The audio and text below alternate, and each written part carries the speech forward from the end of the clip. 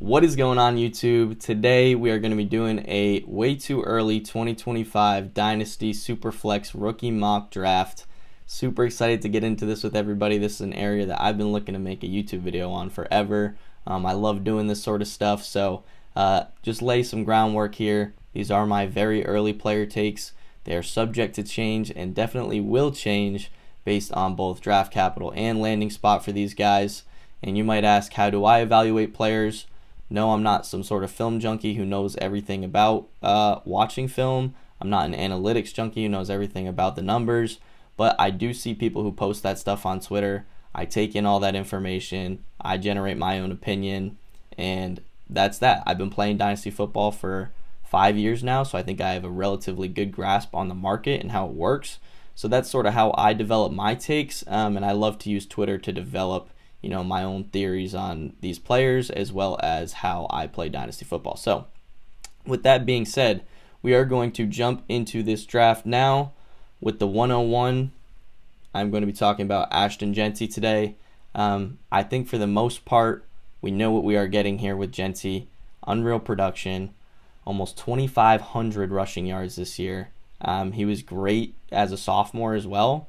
He's a phenomenal player. He can also help in the receiving game, and he's likely going to get extremely high draft capital. So I think regardless of landing spot, I will have Jeanty as my 101. I think he might be the closest thing we have to a surefire prospect in this draft.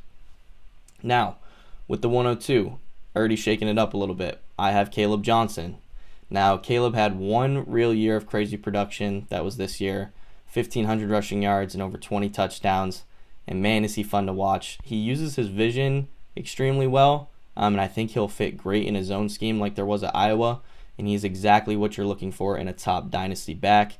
6 foot, 225 pounds, can tote the rock, doesn't fumble, extremely quick, good vision like I mentioned. So Johnson is my 102. We'll see where the draft capital ends up. If it's in the first round, he's definitely going to be in my top 3 players this year. So love Caleb Johnson. With the 103, we're going to be doing Tet McMillan from the Arizona Wildcats.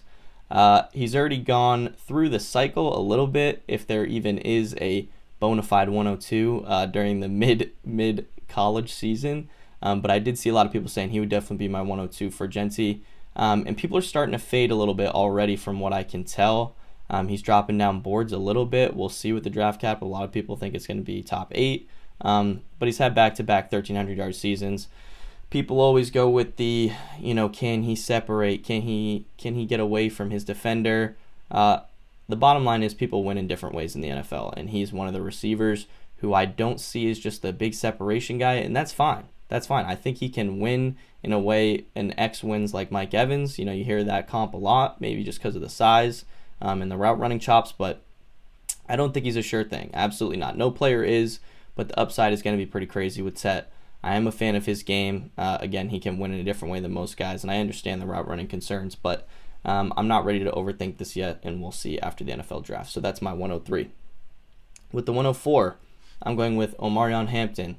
I had trouble doing the 104 and the 105 as of right now, so those guys are kind of interchangeable, and I'll talk about that. But Hampton is another massive back with good size, good speed, another guy that had great production, more prolonged production than somebody like Caleb. But I do get a little bit of a vibe that he could be, a plotter at sometimes to me. Like he kind of, runs into his own lineman, doesn't have crazy vision. And I just get the vibe that maybe he'll struggle with some efficiency stuff early in his career. And if that is the case, I could be absolutely wrong, but if that is the case, I more lean towards the players that I think will produce efficiently, even if they're not getting the workhorse type of role right away. Just so we have all that upside to go, but if he got 10 more carries, his value would shoot to this. So I sort of lean more towards that. Hampton was great in the receiving game. He's massive. I do think he'll be fine, but that does worry me a little bit. So that's why I have him behind the other 2 backs. I just think they're, a little bit more well-rounded in that sense. So Hampton at the 104.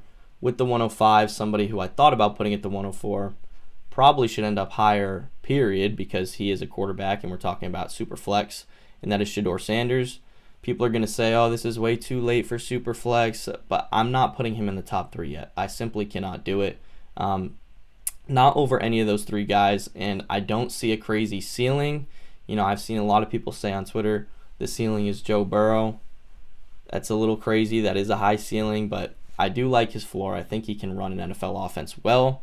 And I think he'll retain value pretty well, as most quarterbacks do through year one. And I do think he will be a successful quarterback in the NFL. So he may rise up by the time we come over to the NFL draft, but we shall see. So with that being said, the 106, I have Luther Burden, a polarizing player now. A lot of people are either way in on Burden or way out. When I watch Burden, he passes the eye test to me. He's a physical power slot. The yak is insane. He can get away from any defender once that ball's in his hands. So I think he has the talent. Situation will be kind of big for me with Luther. I don't know. I'd like to see him end up somewhere like the Bengals, which I had him mocked, or somewhere where I know that he's at least going to get the touches. And he's very powerful for his size and has a ton of upside. So I have Burden at the 106 as of right now, and I like him there. And now with the 107, maybe my most polarizing player in the draft, and I will tell you right now, Travis Hunter would be my 101 if I knew he were going to be a full-time receiver. My 101 over Genty, and I don't think it's close for me. I like him. He's even more polarizing than a guy like Burden, but I think he has extreme potential at the wide receiver position, but I can't justify taking him in that top 6 right now, just because I don't know with the situation. I'm going to put a tweet on the screen here from Dynasty Zoltan FF, and he says, if Travis Hunter is only a part-time offensive player with about 50% route participation, that's about 20 routes per game, which means that even if he's the most efficient receiver in the league, he maxes out as a wide receiver too. But realistically, if he puts up those Puka numbers, a team would probably make him a full-time wide receiver.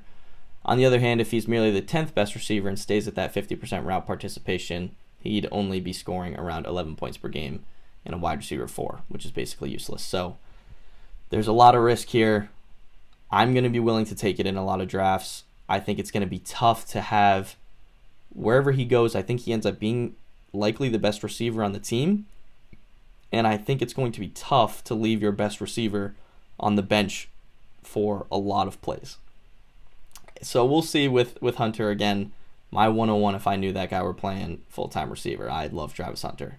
So now with the 108, I'm going to do Travion Henderson here. I'm maybe higher on him than most, but this is another guy, and I have this take on a lot of guys in this class. He is going to be tough to take off the field at some point. He is a great pass blocker, and he can be efficient even if he's not the full-time guy, as we saw this year. When you split time with somebody like Judkins, we want to see, does that efficiency go up? It was good this year. So I'm a fan of Henderson. I think he can be efficient with limited touches, and that's what I want in a guy if he gets thrusted into that bigger role. He will be great. Can he handle a bigger role? I'm not sure, but I think at the 108, this would be a good look for him. Now with the 109, I'm going with Tyler Warren. Same thing in a different position. It's going to be hard to take him off the field. He's going to be on the field in 11 personnel and 12 personnel. He can block. He's a crazy yak threat. He has crazy size, good hands, good ball tracking. I'm a fan of Tyler Warren. I do have him slightly above Loveland right now just because of the fact I know he will be on the field. Again, we'll see the draft capital and landing spot, but he will be above Loveland for me likely, even though I love Loveland. So the 110, I'm going to be going with Cam Ward. And this is going to be another Alex, he should be going higher. He's a quarterback. It's super flex if he gets the draft capital. I understand. I do need to see the draft first. Will he be thrusted into a role right away, or will he be sitting for a minute? I don't know. These are questions that I need to get answered if I'm truly going to have a valuation on him. And we'll see. He'll obviously be great value in a place like this. If he goes top 5, then I might have to push him up the board. Regardless of my take on him, if I think he's a great player or not. Personally, I don't. He could still be. That doesn't mean he won't be, but we'll see with Ward, and I'm eager to just see where he lands first so I can kind of get a vibe on what the situation is like. At the 111, Emeka Egbuka, one of my favorite players in the draft. He is about to be Ohio State's leading receiver of all time once we get through these playoff games, likely to be that. And I think it's common to hear him as a high-floor, well-rounded player, but I do think we underestimate the upside with Igbokwe a little bit. And I can see him having that value ascension where, oh, he's young, 4-year starter, great player. And I think people will come around on him a lot, and I think he does go in the first round. So I'm going to be eager to take Igbokwe, especially at a place like the 111. I think that's going to be an absolute steal. So the 112, I'm going with Colston Loveland. Give me a nice landing spot. I'm going to be in on Loveland likely either way.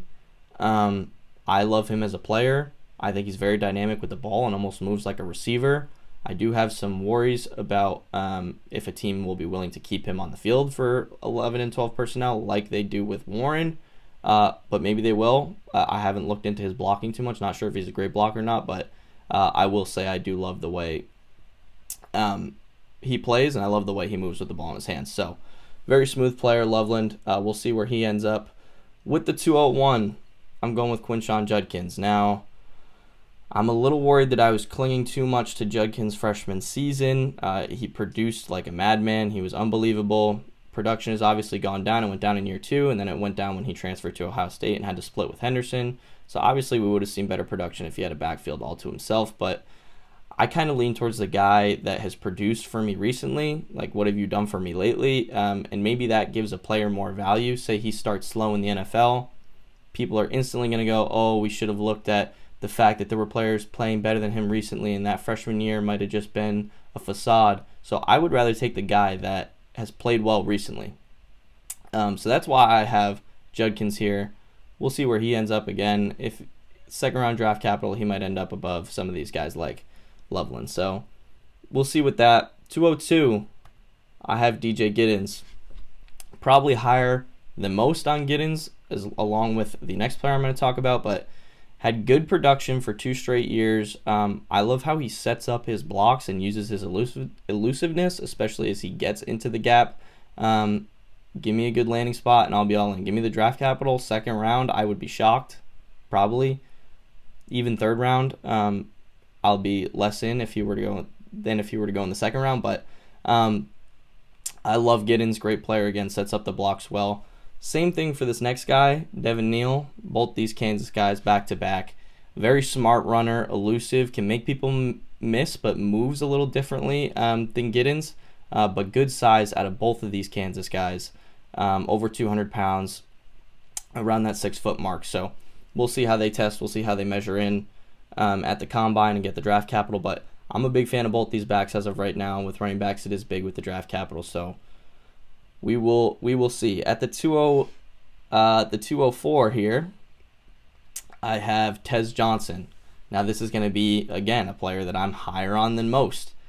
He does not have the anatomy of a top 12 guy, one of those 6-foot, over 200-pound receivers. He's 5'10", 160. So we're talking about a guy around like the Tank Dell type of build, but he has demanded targets at every level of college, at every year of college, besides his true freshman season. And I think he can succeed despite that size. If you just watch him play, I promise you will end up having a take on him that you'll want him to succeed despite the size. So maybe that's where I'm at on Tez, but big fan of Tez Johnson. At the 205, I have Trey Harris. Probably would have led college football in yards this year if it weren't for his injury. Has more of that build of a top guy, over 6 feet, a little bit heavier. Uses his body very well, and I can see him getting the draft capital. There's talks of him being in the first round. I think he definitely goes in the second round, and he'll be rising up boards. So he might end up being over some of these running backs if they don't get the capital. But I'm just not there on Trey Harris yet. I'd rather have some of these running backs. I just think they're better players as of right now. So for the 206, another guy like that, Elokai Manor. We'll see where he ends up landing. I talked about him a lot in my rookie mock draft, my 2025 mock draft.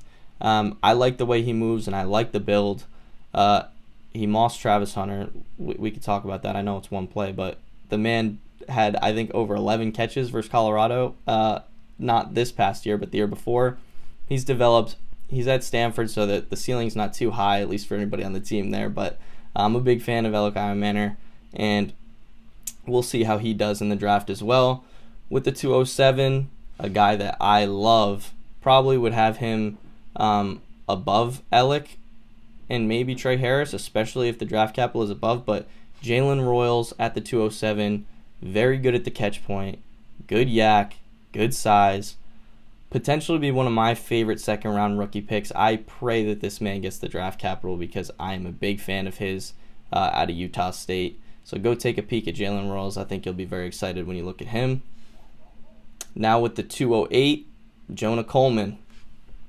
This man is an absolute bowling ball. There's no other way to put it. He's massive. He runs harder than anybody in the class, in my opinion. I have him over a lot of other running backs and a lot of guys because I think he has a superpower, and it's that Pacheco sort of Najee grinder feel. I think he absolutely fits that build and that play style. So I'm excited about Coleman. I have him over guys like Singleton. I'm not in love with Singleton, so we'll see about Jonah Coleman, but another one of my guys that I think will do very well. At the 209, I have Harold Fannin. Crazy production this year. Probably should have won the tight end award over Tyler Warren. I mean, if we're talking about straight counting stats, then he should have, but I do think Warren is obviously a better player, but he has great ball skills. I can't put him next to either of the tight ends right now, as I just think they're better players and they're more well-suited for the NFL. Their production came in tougher conferences. But either way, I'm excited to see where he ends up. If he's a guy who somehow gets second-round draft capital, again, he'll end up rising. So, in that second-round area is where we're going to see the draft capital really start to matter, at least a little more to me. And I think that shakes up the second round more than anything. So at the 210, I have Jalen Milroe. Heard that he's going to declare. From what I can tell, I don't think he should personally yet. He's not as good of a passer as somebody like Hurts was coming out. But maybe I think he's probably a better athlete than Hurts was, at least in college, even though Hurts was spectacular. He's a project, but that's what you're getting at somewhere like the 210. We'll see on the draft capital if he gets any sort of consistent starter time. You could see a Hurts ascension. This is basically around where Hurts was going in drafts in that mid to late second round. So we'll see on Milroe. Big fan of his athletic potential. With the 211, I'm going with Dylan Sampson, another speedy Tennessee back. Very commonplace for them. He has good enough size, but no crazy traits in my opinion. He definitely has speed, but I don't see the top end speed sometimes. And I'm not sure he'll end up getting great draft capital. And he has had recent fumble issues. So I have Sampson here at the 211, along with Brashard Smith here at the 212.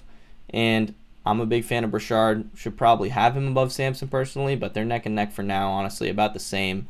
I think with draft capital, he will be a major riser in rookie drafts. I remember when Antonio Gibson played receiver in college, just as Brashard did, and then switched to running back, and there's always a crowd for that. I promise you, there are always a crowd for the people who see that, and they go, oh, I want my back to catch passes like he's a receiver. I want him to be able to do all that. Brashard can do it, and he can probably do it better than Gibson. He's a phenomenal player, has insane burst, and a lot of people I trust are in on Brashard Smith. So we'll see what he does with the draft capital. And then I have some honorable mentions here. Nick Singleton, again, a guy that I see just doesn't have any elite traits, but I think he's a fine, well-rounded back. We'll see where he ends up. Stewart, he hasn't produced at any level. Like, he honestly hasn't. He was a 5-star, didn't produce at A&M, didn't produce at Oregon, but he's that one guy that just looks super twitchy to me and kind of like a George Pickens-esque, but didn't even produce as much as Pickens, I don't think.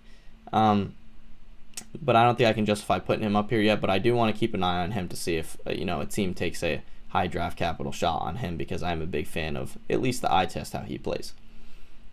Ollie Gordon, Doak Award winner last year. Crazy that he's not even in my top 24. It's crazy. After last year, you would probably think 101 with this guy. But had a little bit of a down year. We'll see where he gets picked. I think he could be a big riser for a lot of people. I feel like a lot of people are sort of holding on to that last season, as people are doing with Judkins' freshman season. But we'll see with Ollie. He has an interesting build. He's like a longer running back, like extremely long legs and short torso. He's kind of got that Derrick Henry look, even though much skinnier. But we'll see on Ollie Gordon. Xavier Restrepo, Miami's leading receiver all time, probably. I think by counting stats. I like Restrepo. Just not willing to put him in that top 24 yet. Same with Isaiah Bond. The production just wasn't there this year, and I just don't know if I can justify putting him above some of these guys. And then Woody Marks. That is a guy that had the production there, I will tell you that, but he's been in college for a long time. He's going to be older when he's coming out, and depending on the draft capital, he will definitely be a riser. He will produce if he plays. I will tell you that. He has at every level of college, and I don't see it being any different in the NFL. So that's pretty much it with the honorable mentions. Some guys not included. QBs like Jackson Dart and Quinn Ewers. Wide receivers like Jaden Higgins, Savion Williams, Kyron Lacey, and Jalen Knoll.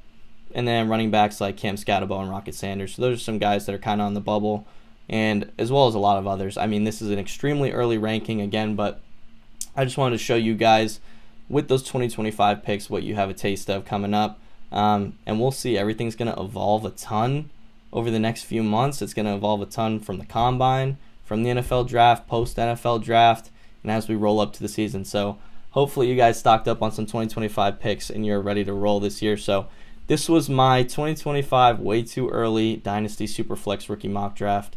Thank you guys for joining me today and listening. I'm excited to see how this all ends up and looking forward to my next video. So thank you. I brought 4 dogs to the fight. I got 1 full barking, I got 1 full smoking, I got 1 full boxing, I got 1 full parking. I'm sitting supervising, I'm the head of the department. Look, cause every man just know they roll. 14 Spurs, how we run the pick and roll, man.